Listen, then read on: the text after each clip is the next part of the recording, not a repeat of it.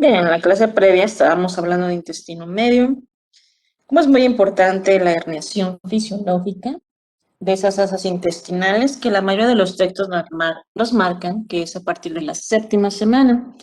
Por ahí alguno que otro nos aclara que hay evidencia que desde finales de la sexta podemos encontrar ya ahí datos de herniación. Razones por las que se logran herniar las asas intestinales es falta de espacio. Realmente otras estructuras, como lo es la estructura hepática, tienen un mayor desarrollo en este momento. Y ahí que como el producto sigue un tanto flexionado, pues no permite un adecuado espacio. Al momento de enderezarse, se reacomoda lo que son los espacios, el hígado empieza a tomar su posición final y hay mayor lugar donde puedan regresar esas asas intestinales. Mientras salen, están girando en sentido antihorario y al momento de regresar siguen girando, pero en un sentido horario. Se distinguen dos ramas de lo que es el intestino medio, la rama craneal y la rama caudal. La rama craneal, sin duda, pues es la más grande, ya que nos está abarcando todo el intestino delgado. Mientras que la caudal es quien me va a generar los segmentos del ciego, lo que es la continuidad con el apéndice, y también el segmento de colon ascendente y la porción un poquito más de la mitad de lo que es el colon transverso.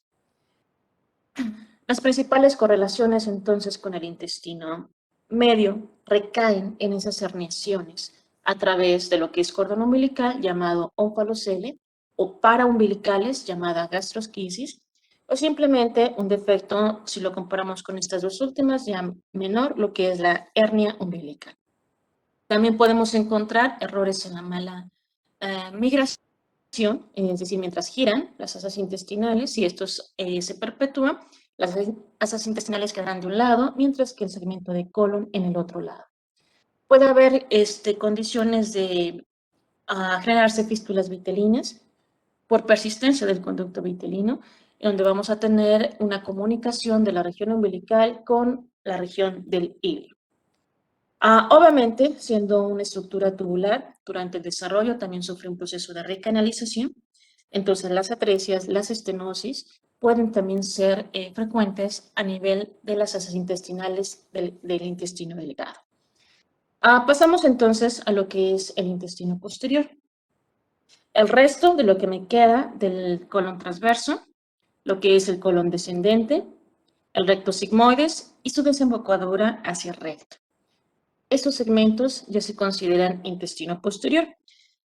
Si nosotros vemos por aquí estas imágenes, en esa diapositiva que lleva por título cloaca, toda la parte de amarillo corresponde al endodermo.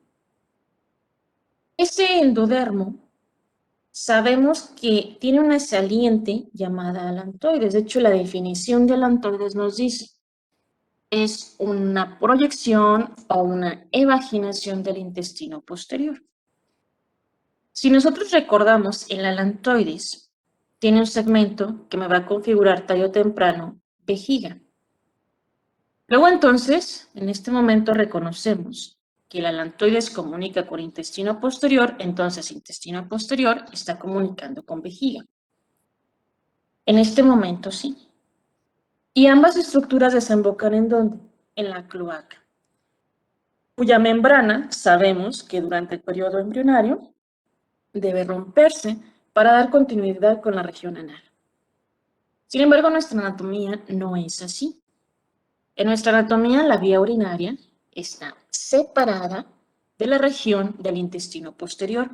¿Quién es entonces quien se encarga de lograr esta separación? Y aquí viene el juego de un grupo de células mesenquimatosas que avanzan desde una región craneal hacia caudal. Este grupo de células recibe el nombre de tabique urorectal. La intención entonces del tabique es separar vía urinaria y digestiva. Al momento de que avanza el tabique urorectal, termina segmentándome alantoides e intestino posterior. El tabique urorectal estará llegando hasta la zona más exterior, conocida como perineo. De esta forma, tanto en hombres como en mujeres, la región de vejiga, continuidad hacia uretra o vía urinaria baja en realidad, está totalmente separada de lo que corresponde al intestino posterior. De tal forma que al romperse la membrana cloacal, doy continuidad, hay una pequeña membrana llamada membrana anal, daría continuidad con tubo digestivo, totalmente separado. Indispensable entonces el tabique urorectal. De lo contrario, da una serie de alteraciones conocidas como MARA. MARA, que son malformaciones anorrectales. El cuerpo perineal es el que cortan cuando están pariendo las mujeres. Sí, en la famosa incisión que les realizan, ya sea horizontal o inclinada en diagonal, es la famosa incisión que la mamá malamente dice me rotaron. Es eso, ¿sí? Para que le permita la expansión de la región de vagina. Bien. Bien, a nivel inferior tenemos que la región que da continuidad con el recto, llamado ano, tiene un esfínter. Necesito que en este segmento final exista la participación de una molécula llamada OXD. ¿Para qué? Es para que en ese segmento distal se genere una invaginación desde el ectodermo y haga contacto con el segmento endodérmico. En realidad, la región del conducto anal entonces tiene dos segmentos. Un segmento correspondiente al intestino posterior y el otro, la fosa anal. Sé que lo que viene del intestino posterior es endodermo.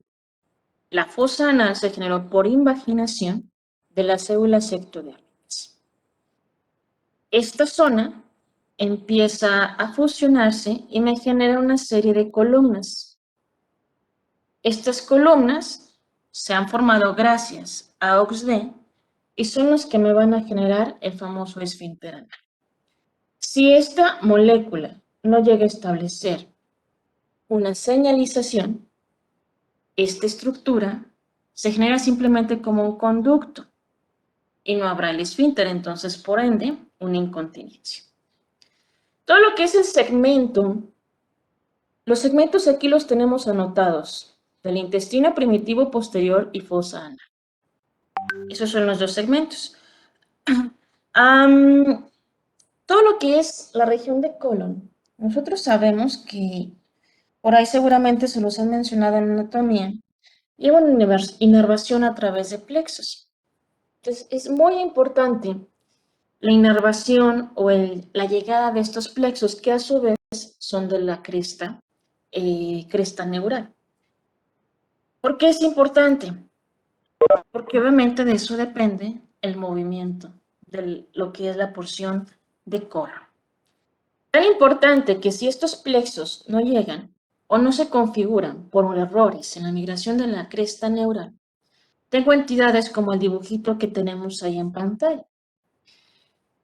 Este dibujito, noten que hay un segmento distendido en lo que es el colon descendente.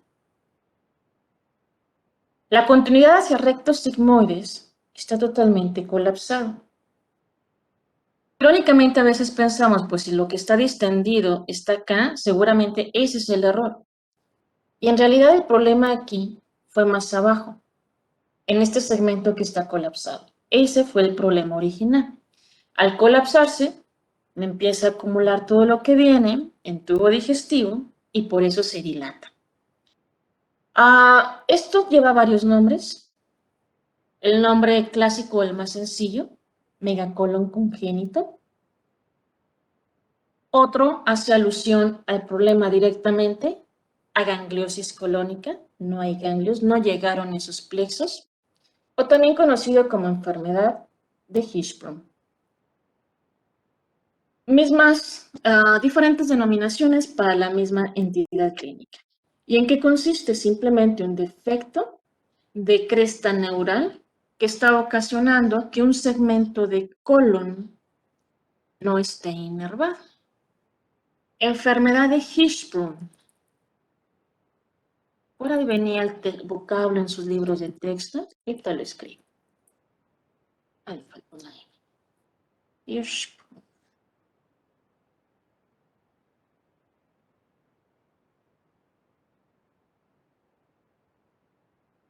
Enfermedad de Hirschsprung, agangliosis colónica, omegacolon congénito. Condición clínica en donde no hay inervación. Este segmento de recto sigmoides no está inervado. Generalmente este es el sitio que se va a ver afectado. Al no estar inervado, este segmento no se mueve, no tiene un movimiento característico, se colapsa. Toda la materia empieza a acumularse en la parte superior. Por eso cuando a un bebé le toman una radiografía, en el segmento de colon vamos a ver un signo que lo describe en punta del lápiz o en pico del loro. No son patognomónicos, pero sí orientadores, precisamente por la apariencia que va a dar. De ahí el comparativo. El paciente será un paciente neonato, paciente o un pediátrico, un lactante menor, con una distensión abdominal significativa y antecedente de estreñimiento importante. Obviamente, por mucho procinético que les den, como el uso de gotas de metoclopramida o cualquier medicamento que me mueva a nivel intestinal, pues eso ya no les va a funcionar a estos pacientes, no les funciona. ¿Por qué? Porque el problema está a nivel nervioso. Entonces, ahí necesita manejarse de forma quirúrgica. Obviamente no pueden recuperar las zonas que no están inervadas, pero sí pueden mejorar la calidad del paciente, buscando vías alternas de salida o de lograr la eliminación de este segmento acumulado.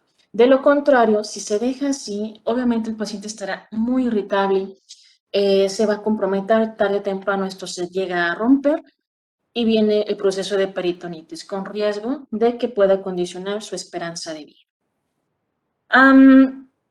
Y abajo tenemos dos recuadros, precisamente en cómo se dividen las famosas MARA.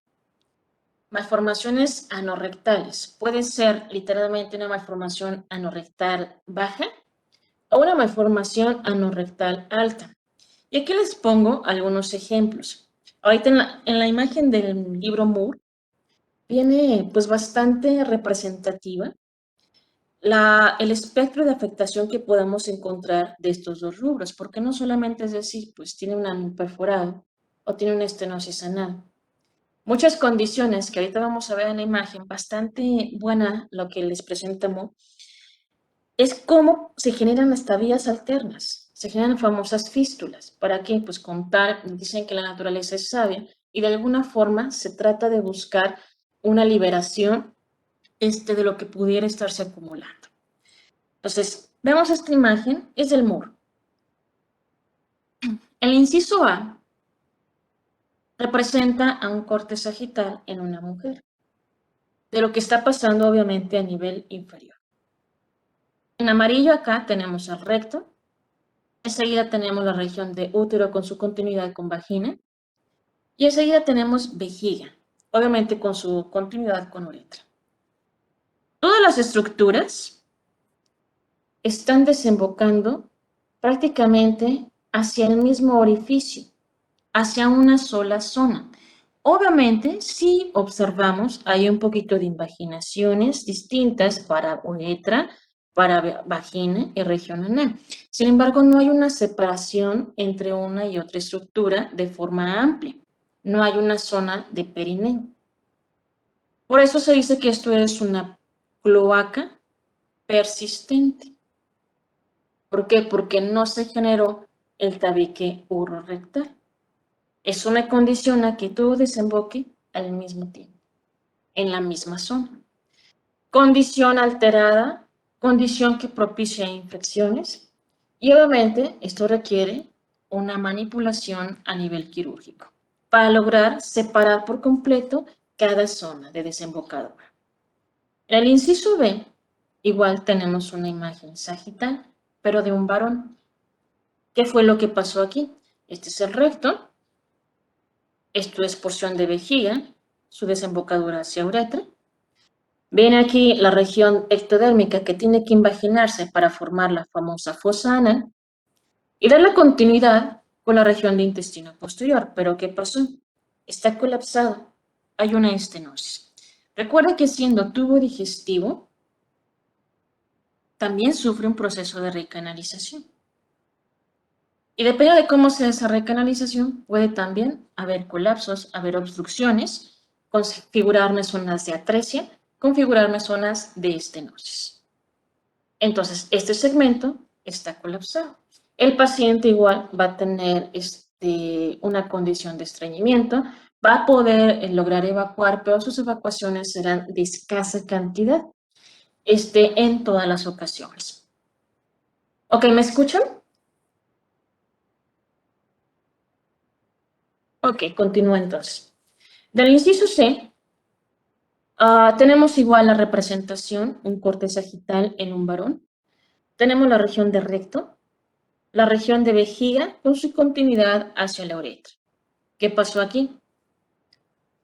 No hubo estenosis, no hubo atresia, se generó la invaginación hacia la fosa anal, pero sabes que no se rompió la membrana. En la zona final quedó todavía unas zonas de células epiteliales. Este es un tapón epitelial. Quizá de todos los defectos que aquí aparecen, este es el más sencillo. ¿Por qué? Porque lo único que tienen que hacer es romper ese tapón. En realidad es un proceso quirúrgico no invasivo. En el inciso D, nos vamos hacia la siguiente fila. Tenemos el recto, igual es un corte sagital en un varón. Esta es la región de vejiga. Ok, déjame conectar.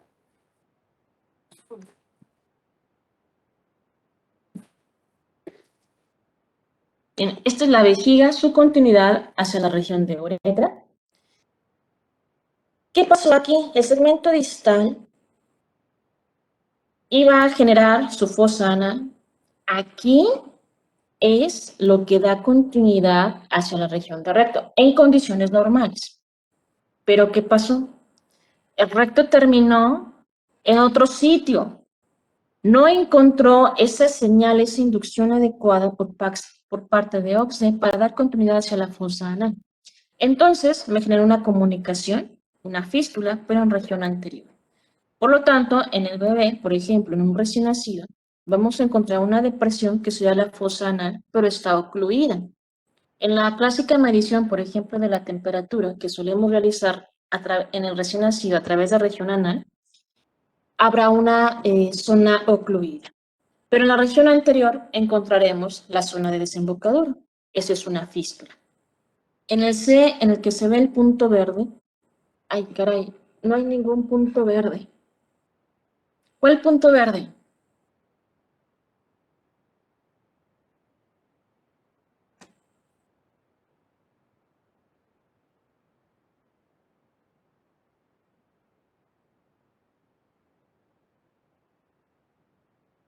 ¿Cuál punto verde? Señáleme el punto verde nada más.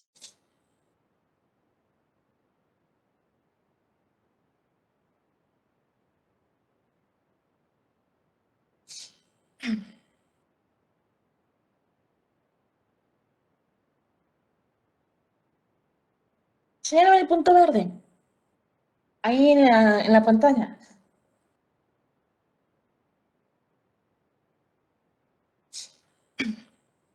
Pero ¿por qué no veo punto verde? Si me lo señala, ahorita lo encontramos. No, es que en el libro decía que se veía como, porque estaba ocluido, se veía como el meconio desde, sí, pues sí, desde la, ¿cómo decirlo? Sí, es que como estaba tapado, en el libro decía que se veía como un punto verde, algo así, pero por eso le pregunto. O sea, en la imagen no se ve el punto verde en sí, No, pero no pues se sí. ve nada de punto verde. Ajá. Eso serían ¿cómo se llama? Por ejemplo, en los recién nacidos, cuando hay un tapón epitelial, puede ser, como es una zona de células un tanto, pues no muy uniforme, es posible que abulte un tanto, sería una membrana delgada, y se vea la colección de meconio que está en la zona emergente a la salida. Pero al menos en la imagen, ahí no se ve nada. En la imagen, en el recién nacido, lo podemos encontrar manifestado así. Es una membrana al final de cuentas. Esa membrana se va a tender a romper fácilmente. Por eso repito, es de todas las lesiones la más sencilla para permitir la salida del meconio. ¿Por qué se ve verde? Pues porque es membrana transparente prácticamente, es una membrana delgada que únicamente está funcionando como un tapón, literal, por eso el nombre, para que no salga lo que es el contenido interno, que es el famoso meconio. ¿Ok? Bueno. Bien, sí, estábamos mencionando el inciso D. Se formó ahí una fístula, una vía de escape. Si no encuentro el sitio o la conexión adecuada con la región de fosa anal, la naturaleza es sabia y busca siempre una vía de escape. Solamente que esa vía de escape, llamada fístula o comunicación o puente, no quedó coincidiendo con la fosa anal. ¿Va a desembocar hacia un sitio? Claro que sí, solamente que en la región anterior, ¿sí? Entonces, todos estos defectos, es evidente que la función baja, es decir, permitir la salida del contenido, no va a ser normal porque está ocluido. La función de tubo digestivo sí será normal, la parte inferior no. El paciente, en la mayoría de los casos, va a ser estreñimiento lo que va a manifestar. Un estreñimiento importante, dependiendo del tipo de condición clínica, habrá mezclas, de contenidos. Y solo estéticamente con una tipo hendidura más posterior. Solo estéticamente, como que estéticamente, porque estas no son ninguna dismorfia menor. Es decir, no configuran parte estética. Esto son dismorfias mayores. Todas se operan. Como que encontraremos una hendidura más posterior. ¿Cuál hendidura? Es que en lo de la fístula perineal, yo me refería, o sea, que no capté que se tenía que operar, pero yo pensé que, o sea, seguía la función, pero como vamos a tener lo de la fosa anal más posterior, y dijo que se iba a ver como una tipo,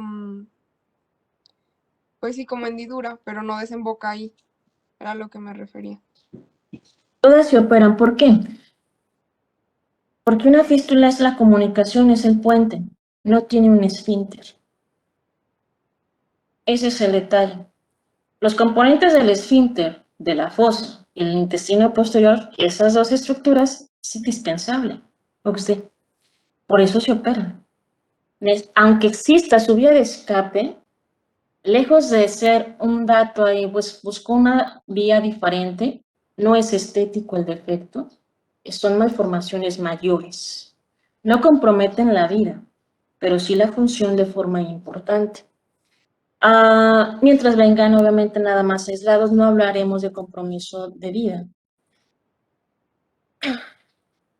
Ahora, en el inciso E, en la mujer, corte sagital, esto es útero, vagina, vejiga, uretra, recto y un proceso similar. No encontró la vía de desembocadura directa hacia fosa anal. Nuevamente, busca una vía adicional. Lo que sí tenemos constante, si ustedes se fijan en la mayoría de las imágenes, bueno, de hecho en todas de esta clasificación, la fosa anal está en este sitio y la fístula que se genera queda a nivel anterior. Es rarísimo que se configuren fístulas posteriores. Por eso todas las imágenes no la plantean hacia una región anterior. Probablemente sea precisamente por influjo o flujos, inducciones de las células mesenquimatosas que están configurando el famoso tabique urorectal. Ahora, en el inciso F, estas imágenes previas, la fístula estaba a nivel distal. El F empieza a cambiarme el sitio o la altura literalmente de esa fístula. Viene el recto, esta imagen sagital igual en una mujer. Este es útero, vagina, vejiga, uretra. La fosa anal. Viene la invaginación, pero no hay comunicación. Se generó un segmento que quedó literalmente corto. En realidad hubo una atresia rectal, pero encontró una vía diferente. ¿Cuál fue el problema? Esa vía diferente, por compromiso, por mala configuración del tabique urorectal, terminó desembocando hacia la vagina. Entonces, esta bebé, imagínenla recién nacida, en el momento que se tome temperatura en región anal, encontraremos una zona ocluida, estará la depresión, pero no habrá continuidad, literalmente. No habrá ese meconio, pero en la región vaginal va a estar la salida de meconio. ¿Por qué? Porque ahí estableció la comunicación. No se puede dejar así a la bebé. Sobra decir por qué. Necesita hacer reconexiones hacia la región de fosa anal. De lo contrario, en esta zona estaría prácticamente todo lo de tubo digestivo. Contaminación extraordinaria. En la depresión está el esfínter, pero no. Recuerde que por eso es muy importante, los dos componentes del esfínter es la depresión de la fosa anal y el segmento del intestino posterior. Entonces, en la fosa anal no está configurado un esfínter tal cual, porque nada más tengo un componente. Requiero el intestino posterior para que ahí pueda efectivamente, OXDE, generarme esa serie de columnas que es entre los dos segmentos, y esa serie de columnas es lo que me configura el esfínter. La fosa anal tal cual no es un esfínter, no trae todo el componente, nada más trae un solo componente. En el gen, en un varón, segmento sagital, es igual un defecto similar. Obviamente aquí no va a haber fístula hacia región de vagina por obvias razones, es un varón. Este es el recto, esta es la vejiga, la uretra. Igual una fístula superior o alta. Segmento sin comunicación hacia fosa anal. Aquí estaba la depresión. Aquí, cuando tenía que hacer contacto con el intestino posterior, aquí se iba a configurar tal cual un verdadero esfínter. Solo está la depresión. Tampoco este bebé, imagine otra vez al recién nacido, no va a lograr eliminar el meconio por el sitio de desembocadura normal. Pero llamará la atención que a través de uretra no solamente saldrá orina, sino también todo lo que venga a nivel de tubo digestivo. No es estético, el problema entonces es un problema significativo. Me altera indudablemente la función. Todo lo que me puede quedar comunicando, región de recto, vía urinaria, región vaginal, en el caso de las niñas, son reservorios perfectos de infecciones. Lejos de decir, bueno, al final de cuentas se encontró una vía desembocadora. Pues sí, pero eso es un sitio de infección, está en un sitio anómalo, no se puede dejar así a los bebés. Igual, son malas configuraciones en menor o mayor medida por parte del tabique urorectal. El H, segmento sagital en una mujer. Este es el recto, útero, vagina, vejiga, uretra.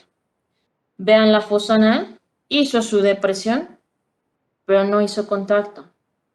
Estuvo a punto de hacerlo, pero aquí, ¿qué pasó? No se recanalizó ese segmento. No hubo vacuolización, atresia rectal. ¿Va a evacuar esta niña? No. Voy a encontrar ahí un abultamiento por ahí, como lo decía su compañero, el famoso punto en verde, en el recién nacido ya cuando lo vean, no, tampoco. ¿Por qué? Pues porque este es un defecto más alto. Si yo lo encontrara nada más con que, pues nada más la membranita no se rompió. Ah, en esas condiciones, pues ya es distinto.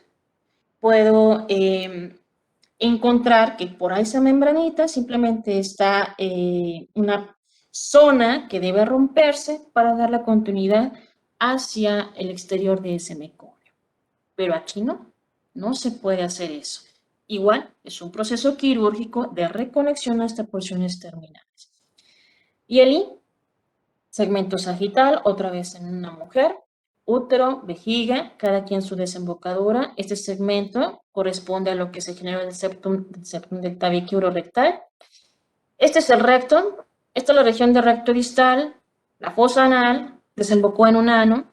El pedazo final parece que estuvo bien, pero intermedio, igual, la vacuolización en este segmento no fue concluyente, no hubo conexión.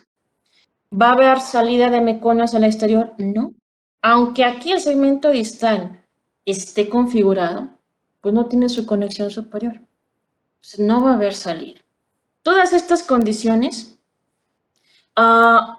implican reconfiguraciones, implica reparación de esfínteres y obviamente toda manipulación de un esfínter, no solamente a este nivel, en cualquier nivel una reparación de esfínter o reconfiguraciones de esfínter lleva el riesgo de incontinencia anal. Entonces, son condiciones bastante complejas, la mayoría de estas. Primero buscan una vía de colección o de mejorar las condiciones inmediatas de tubo digestivo, es cuando ponen su famosa bolsa de recolección, colostomías. Y una vez que ya lograron desinflamar asas intestinales, porque el paciente estaba todo distendido,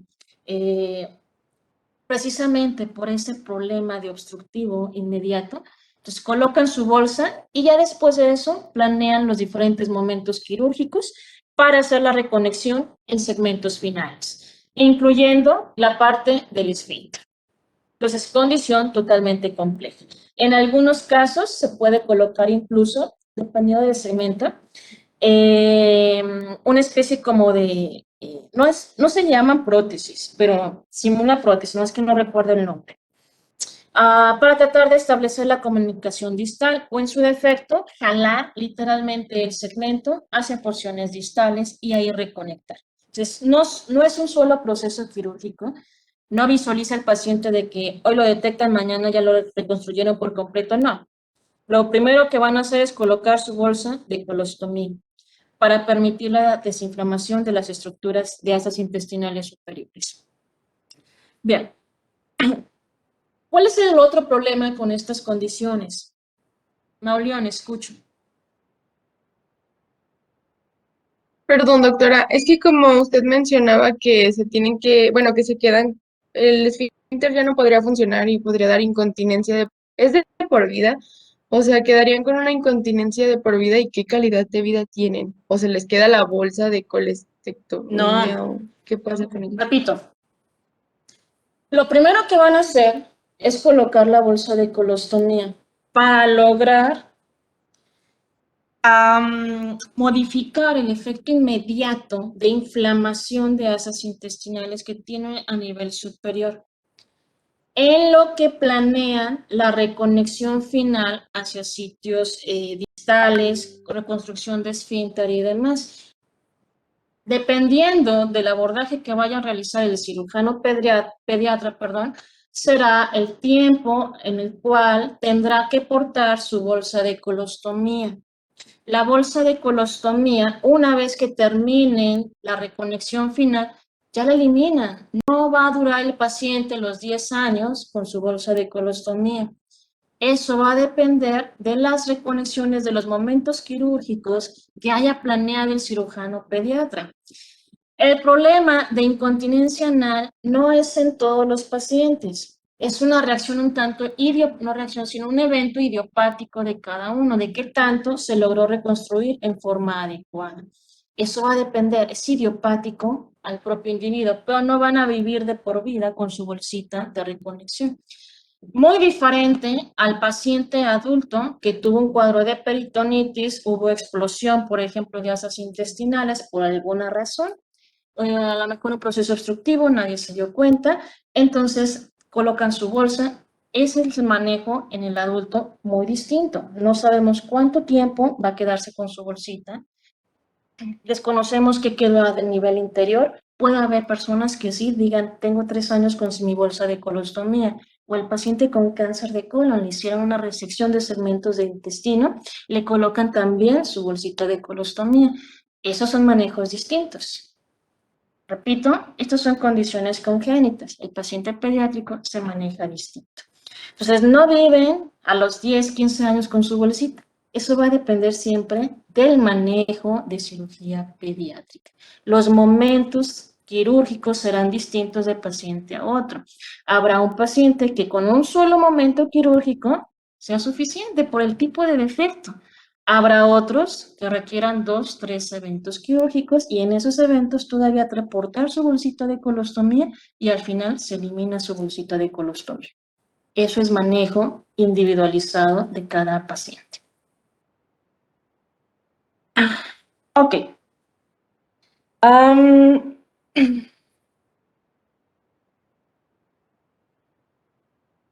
Con eso terminamos. Perdón. Algo también importante de las MARA. Las malformaciones anorrectales, sean altas o sean bajas, porque como tal el vocablo de MARA hace alusión a altas, pero ahí siempre metemos también las bajas. Como está en íntima cercanía con la región genital, muchas entidades también pasan por errores en trastornos de la diferenciación sexual. Entonces, por si fuera poco, no solamente hay que ver la integridad del tubo digestivo, sino lo que pudiera comprometerse, ¿no?, con región genital. Entonces, serían los focos que tenían que estar visualizando, revisando en los bebés que se ha evidenciado una alteración anorrectal.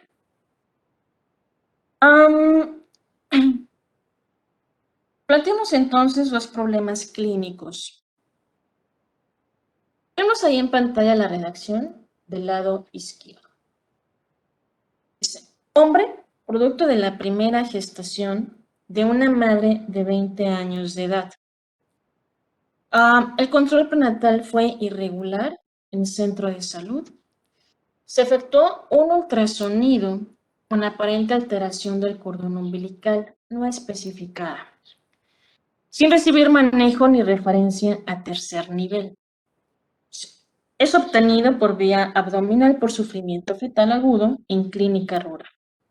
Presentó llanto inmediato, un peso de 2.800 gramos, no se conoce la talla ni el Apgar al nacer. A nivel abdominal se observa un defecto de 10 centímetros, cubierto por gelatina de Wharton, con hígado, intestino delgado y estómago. Se practicó aseo con yodopovidona y se cubrió el defecto con gasa, sin posibilidad de colocar silo, debido al gran tamaño del defecto y a la cavidad abdominal estrecha. ¿Algún vocablo que no quede claro en esa redacción?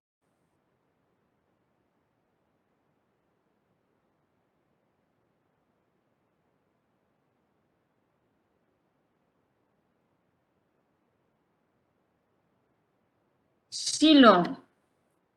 Silo es una bolsa que cubre o que cubriría, en este caso, las asas intestinales para evitar infecciones. Le agregaron yodopovidona, yodo, un derivado de yodo, para hacer asepsia y antisepsia. Lo limpiaron literalmente, protegieron de infección, pero no le pudieron colocar esa bolsa por el tamaño del defecto. Por ahí nos ponen en privado gelatina de Wharton. ¿Qué es la gelatina de Wharton?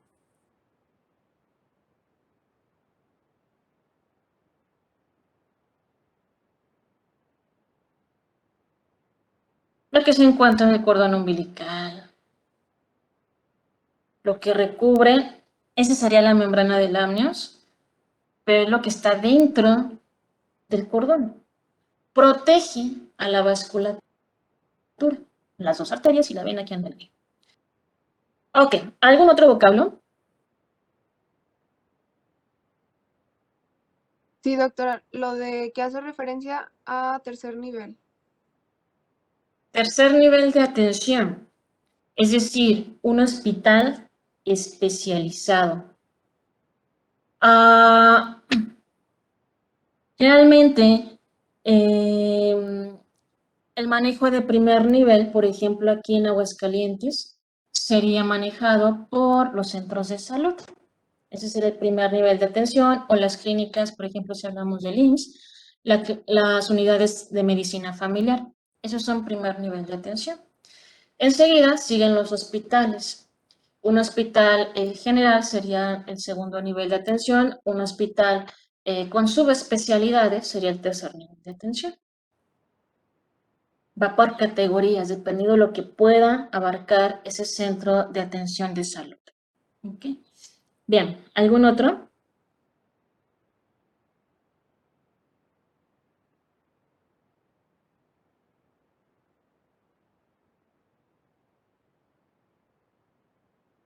Ok. Ahí tienen una descripción clásica del defecto. ¿Qué problema tiene entonces?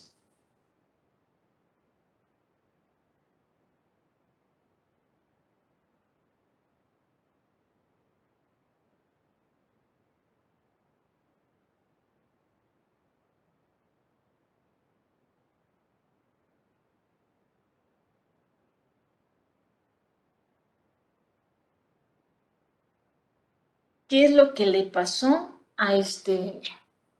Nos ponen en privado gastrosquisis. ¿Alguna otra opción?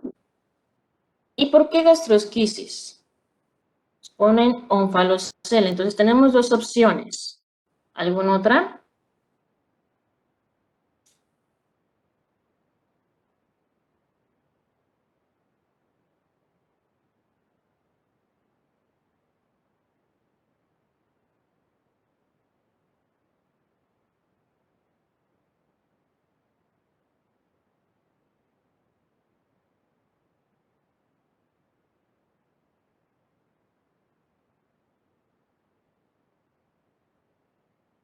¿Por qué gastrosquisis? ¿Por qué onfalocele? Justifiquen uno u otro.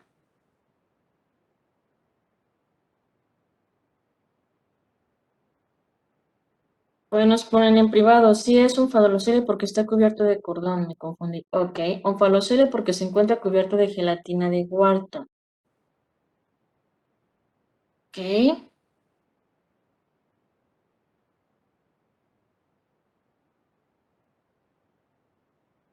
¿Qué pasó entonces para que quedara un onfalocele?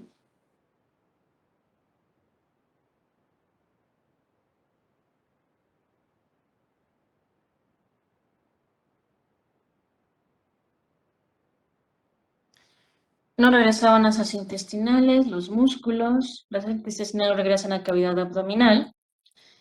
Entonces los avienta a los intestinos, trata de esterilizarles por el tamaño.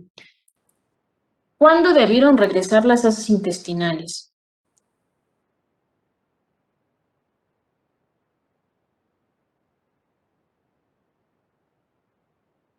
Décima semana.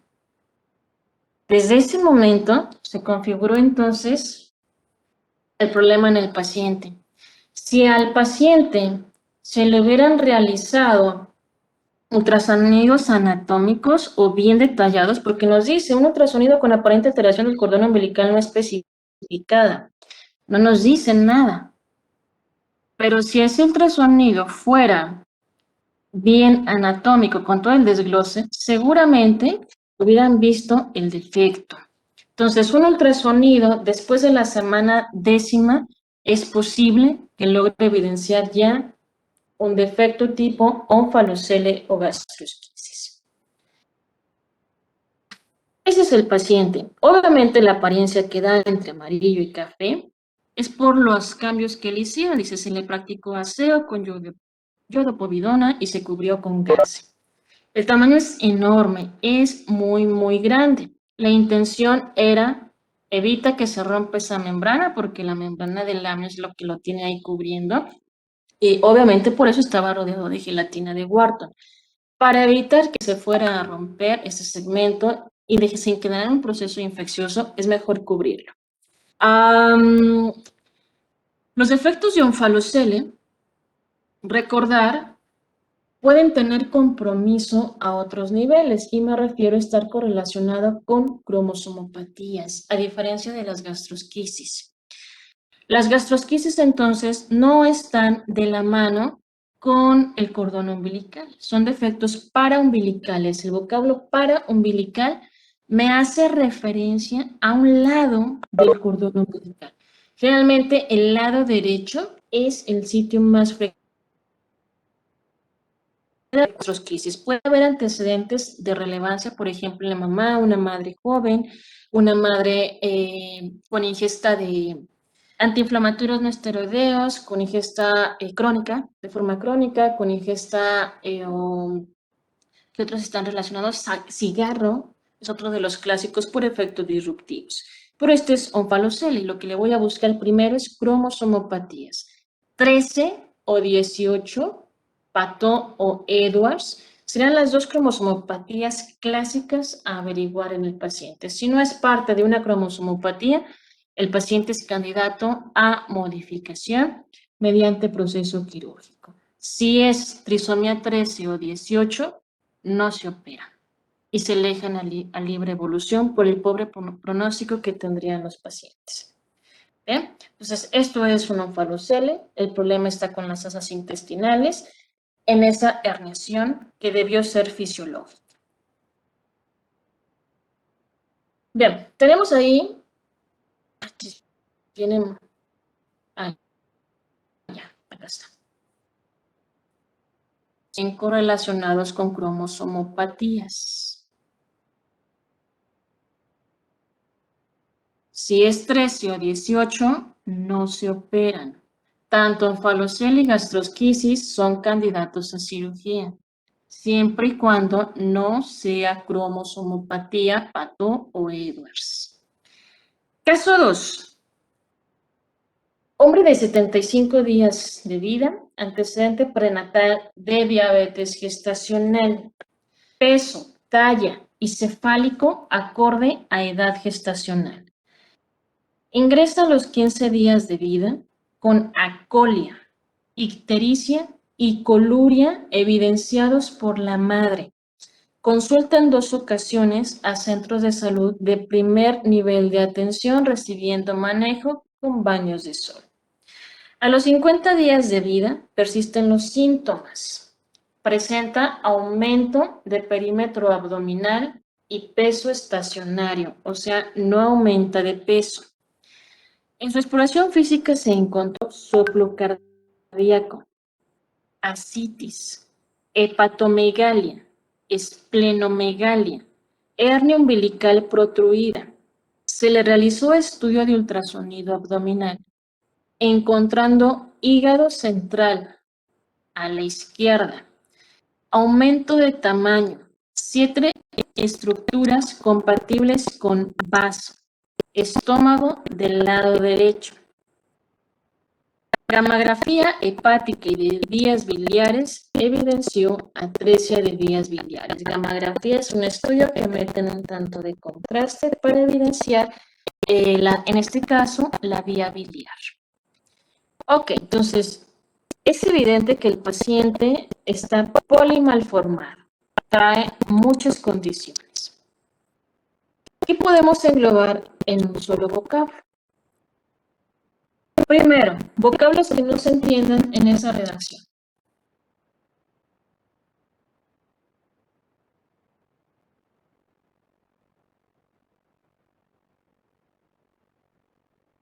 Acolia.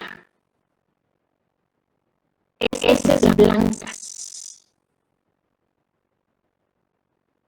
Ascitis. Acumulación de líquido en cavidad abdominal. Generalmente cuando hay falla hepática empieza la ascitis. Coluria segmentada.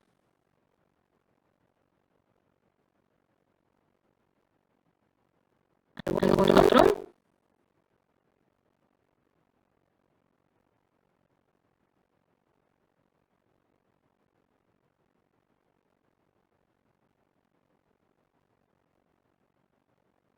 Soplo cardíaco.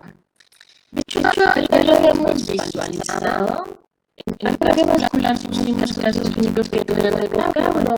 Me dijeron si es un soplo. No reconocemos que es un soplo. Cuando hay un trauma cardíaco, realmente de índole valvular, háblese de pulmonar, de la válvula aórtica, de la tricuspide, de la mitral, se genera un ruido adicional, un ruido anómalo a los clásicos ruidos de contracción y relajación cardíaca. Ese ruido adicional es lo que se conoce como soplo. No sabemos nada más con la auscultación de dónde se podemos intuirlo quizá, pero no es suficiente. Por eso todo ruido anómalo en la estructura cardíaca siempre merece el estudio de ultrasonido cardíaco para ver de dónde viene ese ruido y evidenciar la probabilidad que trae el paciente. Entonces, soplo es un ruido anómalo en la región del corazón. Secundario, generalmente hay falla valvular, a un problema con las válvulas. Bien.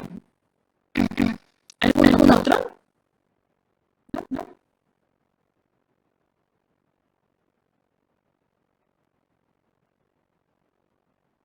Ahora sí, entonces, empecemos. Por ahí vi que pusieron por allá arriba. Van a quitarme, sí. Situs inversos totales. ¿Por qué un situs inversus?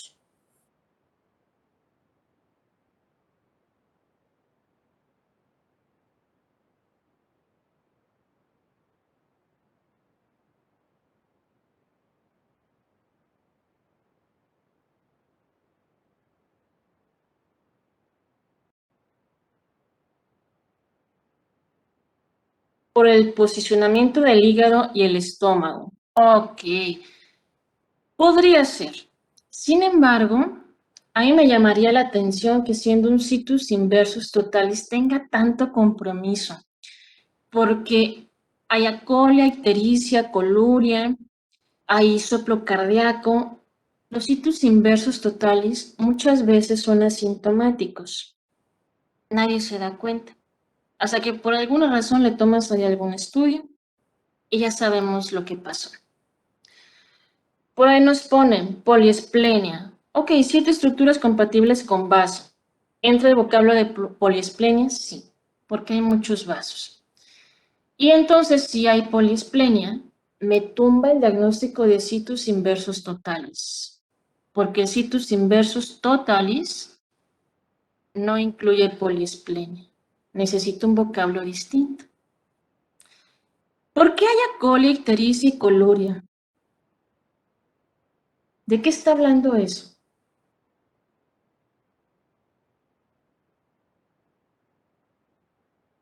¿Qué es lo que le está dando esa clínica? ¿Por qué las heces son blancas, está amarillo?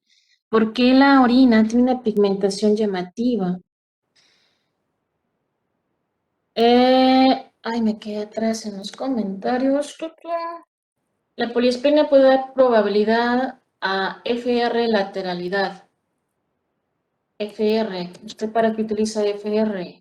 ¿De qué me habla? Lateralidad, efecto de lateralidad. Perdón, iba a escribir D, pero se me fue FR, perdón, no, pero me refería a probabilidad de lateralidad. Ok, buena opción, un defecto de lateralidad, suena bien.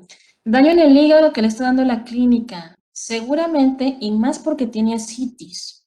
No hay forma de sacar bilis, no hay forma, que ya me está diciendo lo que se logró encontrar en la gamografía, en ese estudio contrastado dice atresia de vías biliares.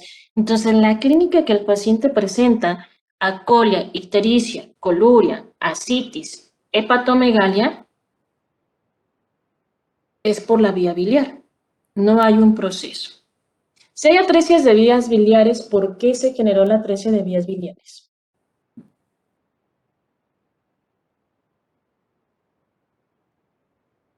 ¿Qué pudo influir para una atresia de vías biliares?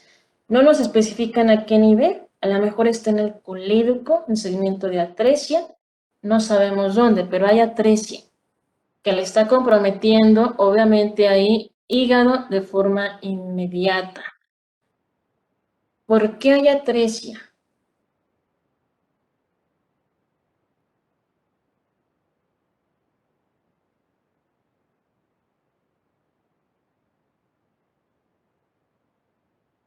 Porque si no hay, bueno, si no se cumple el proceso de recanalización de la vía biliar, pues se va a obstruir y va a formar la atresia.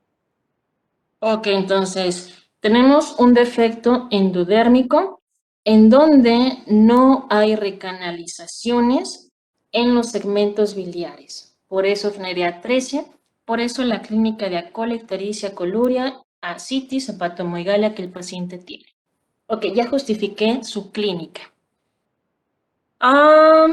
Tengo ahí efectivamente defectos de lateralidad. Ya nos planteaban, piensa en ese tipo de grupo de patologías. Pensar en situs inversos sería bastante llamativo que esté tan afectado. Además, no entra como tal todos los datos de lateralidad, tan solo porque hay poliesplenia. Y si hay poliesplenia, eso significa que las masas mesenquimatosas, ese grupo de células mesenquimatosas que se configura a nivel del mesogastrio dorsal, se segmentaron capsulina, NKX, VAPS, todas esas, funcionaron en cada pedazo de vaso que se ha quedado dividido. Entonces, no es situs inversus, es un defecto de lateralidad. ¿Cómo se llama el que acompaña poliesplenia? Isomerismo. El derecho no le da poliesplenia. Le tengo que poner el apellido entonces. El derecho no me da poliesplenia. Izquierdo, exactamente. Entonces yo necesito que involucre de forma adecuada el segmento esplénico para poderle dar la categoría. Los isomerismos de lateralidad derecha no le dan poliesplenia. Por eso necesito darle ahí todo el apellido completo para poderlo ubicar en esa categoría. Entonces, en la canalización de las vías biliares hay grupos de familias, están desde moléculas tipo SOX, están de moléculas, hay unas que se llaman JAG, JAG, que precisamente son de las involucradas en el síndrome de Alagille. NKX también influye, son de los grupos principales. Alagille, de hecho, alguna vez se los mencioné en las vértebras en mariposa. Bien, entonces el paciente tiene un defecto de lateralidad, perdón, llamado isomerismo izquierdo o poliesplenia. Eso le condicionó que tuviera pues múltiples vasos, le condicionó que el estómago estuviera mal configurado, le condicionó que sus estructuras estuvieran alteradas. Hay atresia de vías biliar acompañando a este defecto. Sabemos que los isomerismos son los que más acompañan malformaciones. Eso explica por qué el paciente está tan comprometido. No es un situs inversus, sino no estaría entonces tan comprometido. Datos también relevantes. Nos dicen desde el inicio, recibió atención con manejos de baño de sol. Todo paciente ictérico, estamos de acuerdo que si lo notan amarillo estando en casa, primer nivel de atención, sí es una forma de manejo que le suelen recomendar el médico de primer nivel. Sin embargo, cuando es un proceso de atresia de vías biliares, no va a mejorar con baños de sol, no va a mejorar con fototerapia. Es quirúrgico, el tratamiento para estos pacientes. Por eso el paciente no mejoró. Hay que ver qué está pasando con el corazón. Los defectos de isomerismo o heterotaxias son los que más acompañan malformaciones cardíacas. Seguramente trae algo más en el corazón. Por eso el soplo. Conviene realizar lo que es el ultrasonido cardíaco. Si no se le quita lo ictérico, no es por falta de vitamina D. Se dan cuenta que es algo patológico. Lo ictérico es por deficiencia de madurez hepática al inicio. Lo ictérico puede ser por la alimentación. Lo ictérico puede ser por incompatibilidad RH. Lo ictérico puede ser por atresia de vías biliares. Lo ictérico puede ser por procesos infecciosos con compromiso hepático, sobre todo toxoplasma, rubiola, etc. O sea, hay muchas causas. No se quita lo ictérico, eso no es fisiológico. Hay que pensar en otra condición clínica. También problema de pulmones puede dar. ¿En qué? ¿En las atresias de vías biliares? ¿O en qué? En tal cual isomerismos, sí. Por mala configuración de la estructura pulmonar.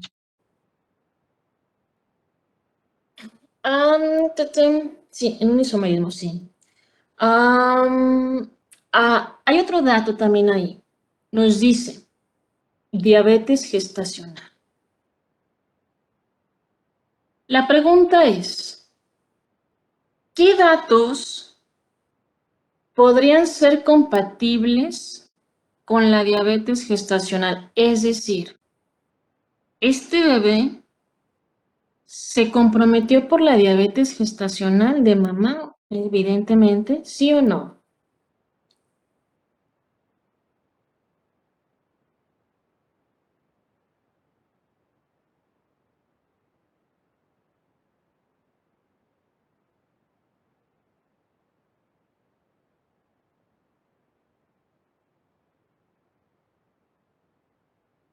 Por ahí nos ponen no, ¿por qué no?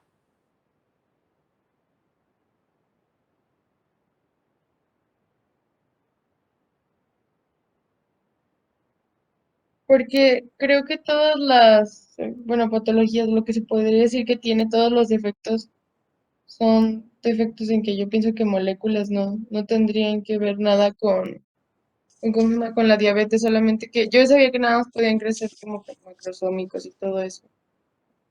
Ok, está grandote. Nos dicen ahí, presenta aumento de perímetro abdominal